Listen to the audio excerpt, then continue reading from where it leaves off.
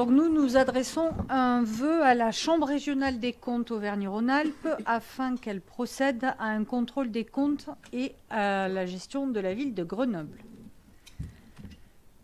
Depuis le début de ce mandat, régulièrement, des conseillers municipaux ont interpellé le maire, non seulement au sujet de sa gestion de la commune de Grenoble, mais également de l'utilisation de l'argent public. Voici quelques exemples.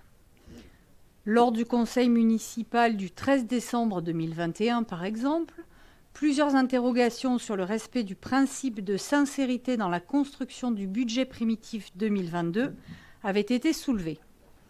Ce budget intégrait dans les recettes d'investissement 17 millions d'euros au titre de la cession par la ville d'une première partie de ses parts dans Grenoble Habitat à Grenoble-Alpes Métropole, alors même que le président de la métropole avait lui clairement exprimé son refus d'acheter ces actions.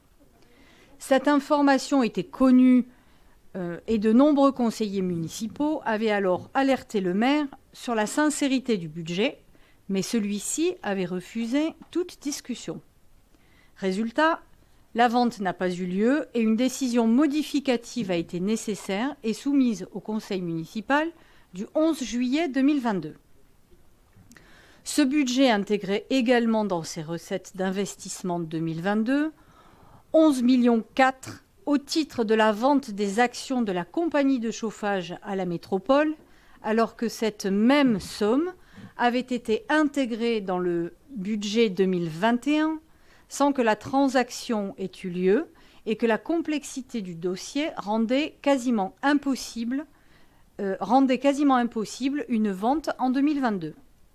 La vente n'a pas eu lieu et une décision modificative a été nécessaire et soumise au conseil municipal du 7 novembre 2022. Ce budget ne mentionnait pas dans ses dépenses d'investissement sa dette à la métropole d'un montant de 7,2 millions concernant les échéances des emprunts transférés au titre de la compétence eau potable et acquittés par la métropole entre le 1er janvier 2015 et le 6 juin 2022. Par ailleurs, aucune provision n'a été constituée alors qu'une délibération a été prise en conseil métropolitain du 17 décembre 2021 pour demander le remboursement par la ville de Grenoble des échéances des emprunts transférés par la ville de Grenoble au titre de la compétence eau potable et acquittés par la métropole entre le 1er janvier 2015 et le 6 juin 2022, afin de permettre l'émission d'un titre de recette. Résultat, une provision de 1,5 million a été constituée lors d'une décision modificative du conseil municipal du 11 juillet 2022 et ce dossier fait l'objet aujourd'hui d'un recours entre la ville et la métropole. Cette année encore, lors de la présentation du budget primitif 2023 soumis au conseil municipal du 13 mars 2023, des interrogations ont également été émises sur le respect du principe de sincérité et sur les choix politiques. Le budget 2023 intègre effectivement une nouvelle fois le produit de la vente des actions de Grenoble Habitat, soit cette fois une somme de 37 millions d'euros, alors même que cette recette est très incertaine et conditionnée à la réalisation de clauses suspensives à la vente. L'accord du conseil d'administration de Grenoble Habitat et l'accord du conseil métropolitain de Grenoble-Alpes Métropole qui n'ont pas été obtenus à ce jour. Il faut également noter que les informations communiquées aux élus dans le cadre de la délibération concernant la cession des parts de Grenoble Habitat détenues par la ville étaient très insuffisantes et ne pouvaient leur permettre de voter en toute connaissance de cause. L'encours de la dette et le niveau des charges de fonctionnement sont élevés et impactent fortement la capacité d'autofinancement. Plutôt que de travailler à contenir les charges de fonctionnement, le choix a été fait par la majorité en 2023 d'augmenter les recettes, non seulement en cherchant à vendre l'outil historique du logement social Grenoble Habitat, mais également en augmentant de 25% la taxe foncière, permettant ainsi une nouvelle recette de 44 millions d'euros.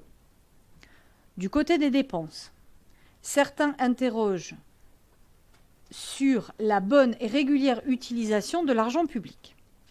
À titre d'exemple, la ville a financé des aménagements sur un rond-point pour apporter plus de confort aux Gilets jaunes, des banderoles indiquant que la ville était contre la réforme des retraites, ne respectant d'ailleurs pas le principe de neutralité, ou encore des dépenses conséquentes en frais d'avocat liées à des procédures de justice qui auraient pu ainsi être évitées par la ville, qui auraient pu être évitées si la ville avait respecté la loi. Burkini, banderole contre les retraites, ou chercher le dialogue plutôt que la confrontation. Par exemple, le restaurant du musée de Grenoble, le transfert du dossier de l'eau avec la métropole. Quant au CCAS, largement financé par la ville de Grenoble, sa gestion interroge également, notamment concernant les marchés publics, leurs conditions d'attribution, les achats effectués alors que les marchés sont arrivés à échéance. Il est à noter que le dernier contrôle de la ville de Grenoble par la Chambre régionale des comptes concerne les exercices 2011 à 2016.